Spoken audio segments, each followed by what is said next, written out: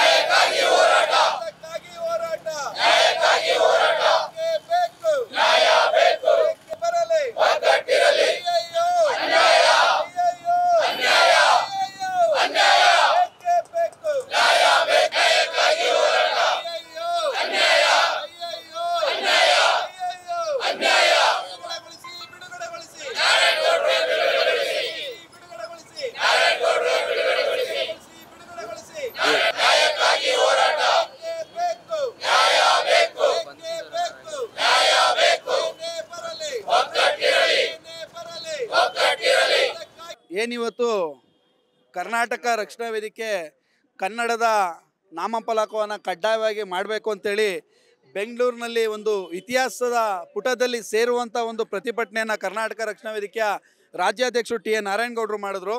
ಆ ಹೋರಾಟವನ್ನು ಮಾಡಿದಂಥ ಸಂದರ್ಭದಲ್ಲಿ ನಾರಾಯಣಗೌಡರು ಆ ಪ್ರತಿಭಟನಾ ರ್ಯಾಲಿಯನ್ನು ಮುಂದುವರಿಸು ಅನುಮತಿಯನ್ನು ಕೊಟ್ಟಿದ್ದಾರೆ. ಇದೇ ಸರ್ಕಾರ ಅನುಮತಿ ಕೊಟ್ಟಿದೆ, ಇಂಥ ಸ್ಥಳದಿಂದ ಇಂಥ ಸ್ಥಳದ ತನಕ ನೀವು ಪ್ರತಿಭಟನಾ ಮೆರವಣಿಗೆಯನ್ನು ಮಾಡಬೇಕು ಅಂತ ಸರ್ಕಾರವೇ ಅನುಮತಿ ಕೊಟ್ಟಿದೆ. ಆದರೆ ಮೆರವಣಿಗೆ ಪ್ರಾರಂಭವಾಗೋ ಮುನ್ನವೇ ನಾರಾಯಣಗೌಡರನ್ನ ಅರೆಸ್ಟ್ ಮಾಡ್ತಾರೆ, ಕಸ್ಟಡಿಗೆಯನ್ನು ಪಡೀತಾರೆ. ನಾರಾಯಣಗೌಡರ ಮೇಲೆ ಕನಿಷ್ಠ ಇಲ್ಲ ಅಂದರೂ ಒಂದು 8 ಸ್ಟೇಷನ್ಗಳಲ್ಲಿ ಇವತ್ತೊಂದು ದಿನ ಮೊಕದ್ದಮೆಯನ್ನು ಹೂಡಿರ್ತಾರೆ. ಅದು ನಾಚಿಕೆಗೇಡಿನ ಸಂಗತಿ. ಯಾಕೆ ಅಂತ ಹೇಳಿದ್ರೆ ಇವತ್ತೊಂದು ದಿನ ಸರ್ಕಾರ ಮಾಡಬೇಕಾಗಿದ್ದಂಥ ಕೆಲಸ ಇದು. ಇವತ್ತೊಂದು ದಿನ 60 ಭಾಗದಷ್ಟು ಕನ್ನಡವನ್ನು ಕಡ್ಡಾಯವಾಗಿ ಹಾಕಬೇಕು ಅಂತ ಸರ್ಕಾರದ ಹೈಕೋರ್ಟ್ನ ಆದೇಶ ಇದ್ರೂ ಕೂಡ ಇವತ್ತೊಂದು ದಿನ ಅಂಗಡಿ ಮುಂಗಟ್ಟಿನ ಮಾಲೀಕರುಗಳು ಹಾಕಿಲ್ಲ. ಆ ಥರ ಇದ್ರೂ ಕೂಡ ಸರ್ಕಾರ ಇದ್ರ ಬಗ್ಗೆ ವಿಚಾರಣೆ ಮಾಡಬೇಕಾಗಿತ್ತು, ತನಿಖೆ ಮಾಡಬೇಕಿತ್ತು.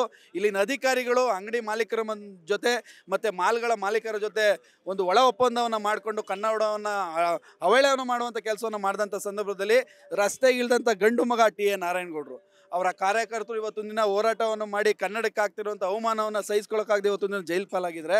ಸರ್ಕಾರ ಇವತ್ತೊಂದು ದಿನ ಅವ್ರ ಮೇಲೆ ಏನು ಮೊಕದ್ದಮೆಯನ್ನು ಹೂಡಿದೆ ಅದನ್ನು ಬೇಸರತ್ತಾಗಿ ಹಿಂಪಡೆದು ನಾರಾಯಣಗೌಡರನ್ನ ಬಿಡುಗಡೆಗೊಳಿಸಬೇಕು. ಯಾಕೆ ಅಂತ ಹೇಳಿದ್ರೆ ಇವತ್ತೊಂದು ದಿನ ಕರ್ನಾಟಕ ರಕ್ಷಣಾ ವೇದಿಕೆ ಬರೀ ಕೇವಲ 1-2 ಗ್ರಾಮದಲ್ಲಿರುವಂಥ ಶಾಖೆಗಳಲ್ಲ, ಕರ್ನಾಟಕದ 31 ಜಿಲ್ಲೆಯಲ್ಲೂ ಕರ್ನಾಟಕ ರಕ್ಷಣಾ ವೇದಿಕೆ ಇದೆ.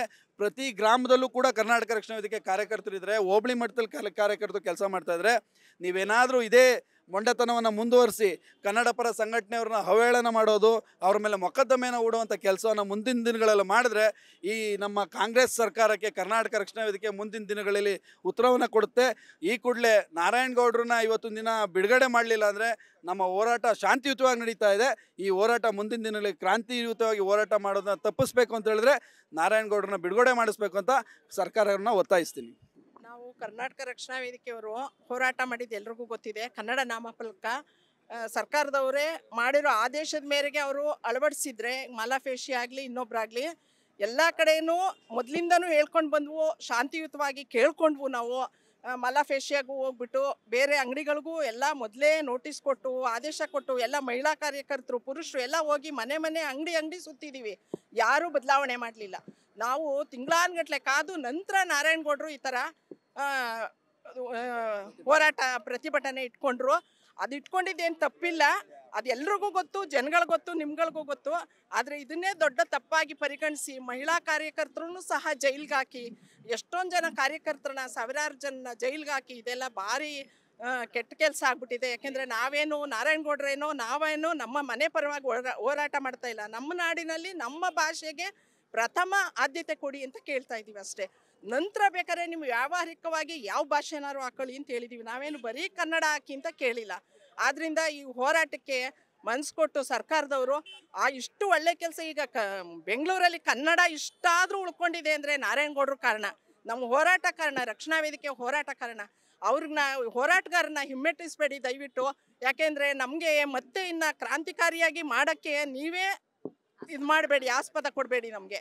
ಯಾಕೆಂದರೆ ಈಗ ಶಾಂತಿಯುತವಾಗಿ ಮಾಡ್ತಾ ಇದ್ದೀವಿ. ದಯವಿಟ್ಟು ಬೇಗ ನಾರಾಯಣಗೌಡ್ರನ್ನ ಬಿಡುಗಡೆ ಮಾಡಬೇಕು. ಅವ್ರು ಮಾಡಿರೋದು ಒಳ್ಳೆ ಕೆಲಸ. ಹೋರಾಟಗಾರರು ಅವ್ರ ಮೇಲಿರೋ ಎಲ್ಲ ಮುಕದ್ದಮೆಗಳನ್ನು ನಮ್ಮ ಹೋರಾಟಗಾರರ ಮೇಲೆ ತುಂಬ ಮುಕದ್ದಮೆಗಳು ಹಾಕಿದ್ದಾರೆ. ಅವೆಲ್ಲನೂ ಹಿಂಪಡಿಬೇಕು ಈ ಸರ್ಕಾರ. ಮುಂದೆ ನಾವು ಮತ್ತೆ ಅದೇ ಸರ್ಕಾರಕ್ಕೆ ಒಳ್ಳೆ ಮಾತುಗಳು ಆಡಿಸ್ಕೊಳ್ಬೇಕು ಅಂತ ನಾನು ಕೇಳ್ಕೊತಾ ಇದ್ದೀನಿ ಸರ್ಕಾರನ.